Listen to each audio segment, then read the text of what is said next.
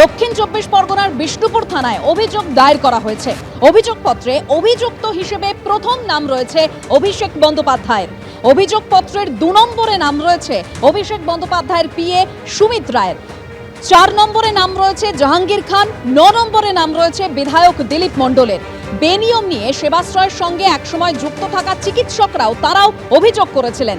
গোটা বিষয়টি নিয়ে তদন্তের দাবি তোলেন বিরোধী দলনেতা ঋতব্রত বন্দ্যোপাধ্যায়। লিখিত অভিযোগ দায়ের হলে সরকার যা ব্যবস্থা নেবার নেবে। সেবাশ্রয় নিয়ে অভিযোগের উত্তরে প্রতিক্রিয়া স্বাস্থ্য প্রতিমন্ত্রী সুমনা সরকারের। নিজের লোকসভা কেন্দ্রে সেবাশ্রয়কে মডেল হিসেবে তুলে ধরেছিলেন অভিষেক বন্দ্যোপাধ্যায়।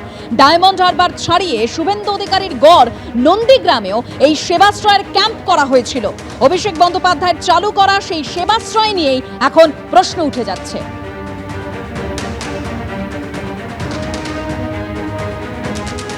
অন্য কেউ নন, যেরকম আপনাদের বলছিলাম যে সেবাশ্রয় নিয়ে অভিযোগ করেছেন যারা একসময় তারা যুক্ত ছিলেন, সেই চিকিৎসকেরা কি বলেছেন শোনাবো।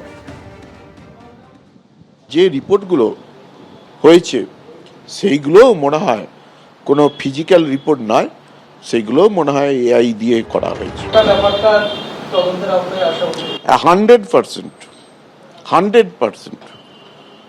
এখন শোনা যাচ্ছে অনেক ওষুধ বেঁচে গিয়েছিল, সেই ওষুধ কোথা থেকে এলো সেটাও জানা দরকার। সেই ওষুধের কোয়ালিটি কি ছিল সেটাও জানা দরকার।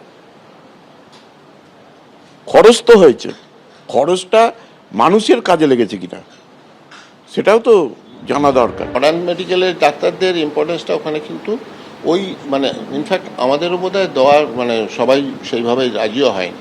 আয়ুষ ডাক্তাররা ওখানে মেনলি ওখানে ব্যাপারটাকে অর্গানাইজ করেছে। এটা সোনোগ্রাফি কী করা হয়েছে, কারা করেছে, এগুলো আমরা কোনো খবর রাখি না বা আমরা সেইভাবে দেখার সুযোগও পাইনি।